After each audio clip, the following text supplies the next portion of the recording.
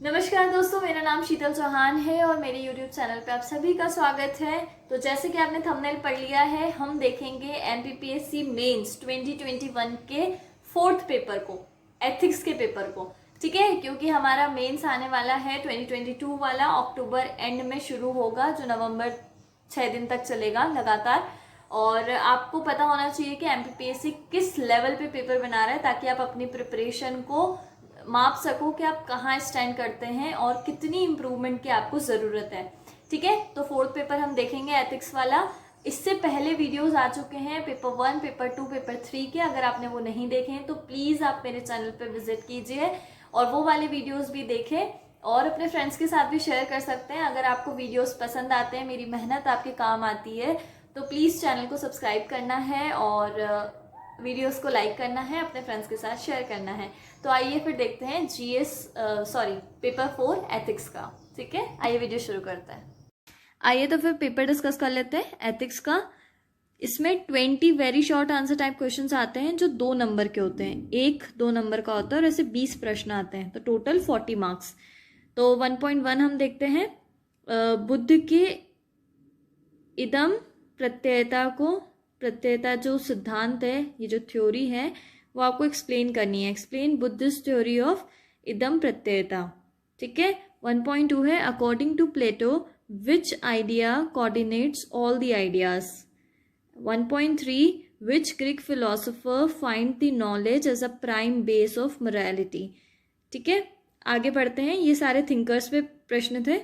आगे बढ़ते, थोड़ा सा MPPSC ने अपना लेवल बढ़ाया है, तो डायरेक्ट प्रश्न बिल्कुल नहीं है।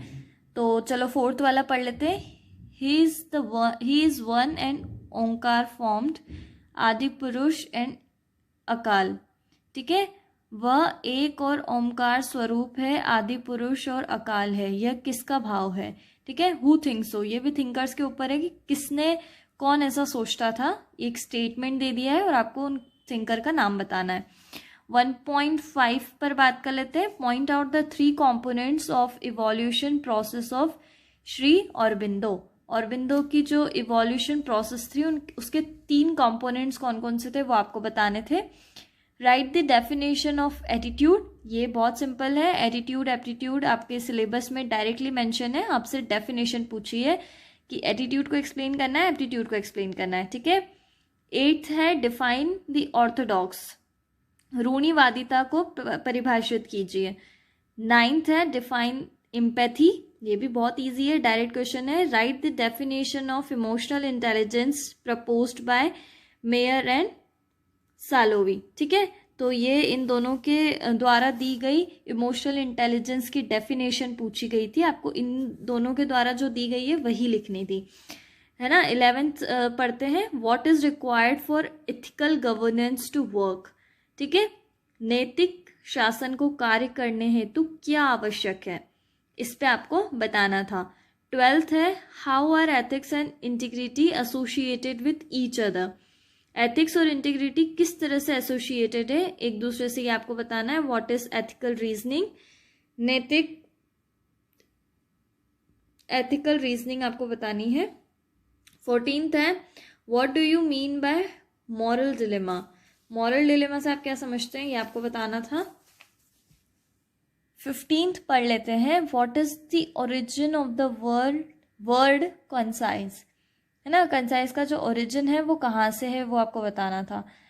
1.16 where is the old mention of corruption, भ्रष्टाचार का प्राचीन उल्लेख कहाँ मिलता है। ये भी थोड़ा सा ट्रिकी है, जिसको पता होगा उसको पता होगा। In which decade corruption is suppose to have increase to the maximum, कौन से डिकेड में करप्शन सबसे ज़्यादा बढ़ा।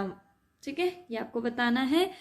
Who are the whistle blower, whistle blower कौन होते हैं, बहुत सिंपल है। What may be the main cause of corruption, corruption का मुख्य कारण क्या है, भ्रष्टाचार का मुख्य कारण क्या है, आपको बताना था। 20 है is economic offence considered as corruption, economic offence को करप्शन कंसिडर किया जा सकता है या नहीं, ये आपको बताना है। सेकेंड वाला पार्ट पढ़ते हैं जिसमें 8 शॉर्ट आंसर टाइप क्वेश्चन आएंगे, 8। ठीक है, और उस पर आपको हर एक पे 5 से 6 लाइन्स लिखनी है और आपको 5 नंबर मिलेंगे एक पर। ठीक है, तो 2.1 है discuss the purpose of socialism, उन्होंने पर्पट लिखा है पर वो पर्पस ही होगा, purpose of socialism according to Swami Vivekananda. ठीक है, 2.2 है discuss the golden mean principle of Aristotle, ये भी बहुत सिंपल है, एरिस्टोटल का गोल्डन मीन प्रिंसिपल आपको बताना था। 2.3 है write about the importance of impartiality in civil services, है ना, इम्पोर्टेंस बताना है इम्पार्शलिटी का सिविल सर्विसेज में। 2.4 पे बात कर लेते हैं, right the meaning of emotional intelligence and characteristics of the emotional intelligent person. पहले तो आपको डिफाइन करना है कि इसका मीनिंग क्या है और फिर एक इमोशनल इंटेलिजेंट पर्सन की क्या कैरेक्टरिस्टिक्स हो सकती हैं ये आपको बताना है। 2.5 है what is the importance of transparency in administration, explain. Transparency का क्या इंपॉर्टेंस होता है एडमिनिस्ट्रेशन में आपको बताना है। 2.6 what is the meaning of government in all India service conduct rules 1968। What is the meaning of government in all India service conduct rules 1968? 7th है how can the corruption be classified? Corruption को किस तरह से वर्गीकृत किया जा सकता है ये आपको बताना है। 2.8 है introduce United Nations convention on corruption, ये भी आपका डायरेक्टली सिलेबस में मेंशन है तो ये आपको आना चाहिए था।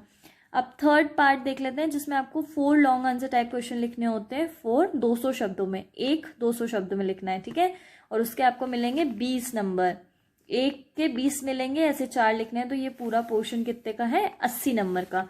ठीक है, तो मोस्ट इंपॉर्टेंट हो जाता है। 3.1 है discuss Shankaracharya's view of theory of vivartavada. ठीक है, ये शंकराचार्य की जो थ्योरी है उसके बारे में पूछा है, ये थोड़ा सा डिफिकल्ट है। सेकंड बात कर लेते हैं describe the meaning and effective, चलो 3.2 पे बात कर लेते हैं describe the meaning and effective causes of individual differences. 3.3 how can effective ethical standards in government and the civil services be implemented, discuss in detail.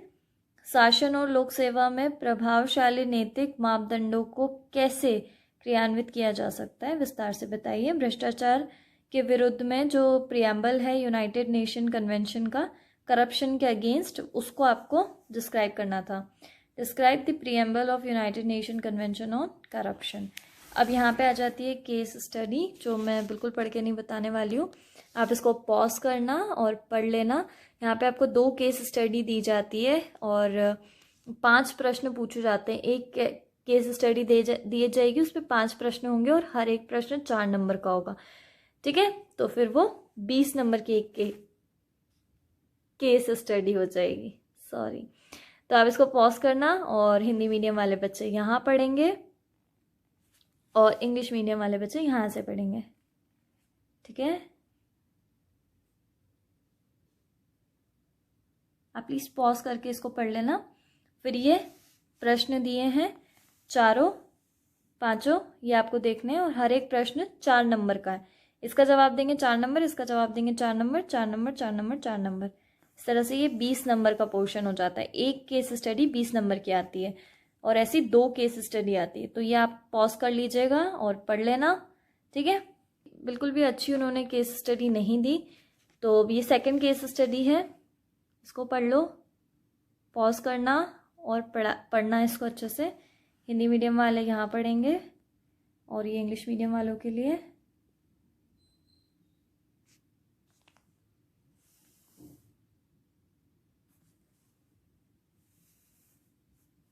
और ये है इस केस स्टडी पे 5 प्रश्न, हर एक प्रश्न 4 नंबर का, और इसी तरह ये भी 20 नंबर की केस स्टडी हो जाती है। ठीक है, तो पूरी टोटल केस स्टडी कितने की आती है 40 नंबर की, 1 20 1 20। ठीक है, टोटल 40। तो इसको भी आपको पॉज करना है और हिंदी मीडियम वाले हिंदी में पढ़ लें, इंग्लिश वाले इंग्लिश में पढ़ लें और कोशिश करें इसको सॉल्व करने की। ठीक है, तो ये था पेपर 4 एथिक्स का। अगर आप लोगों को वीडियो अच्छा लगता है तो प्लीज़ अपने फ्रेंड्स के साथ शेयर करना और मुझे मोटिवेटेड करने के लिए प्लीज़ मेरे वीडियोस को लाइक कीजिए, अपने फ्रेंड्स के साथ शेयर कीजिए और चैनल को सब्सक्राइब कीजिए। Thank you so much, bye, मिलते हैं नेक्स्ट वीडियो में।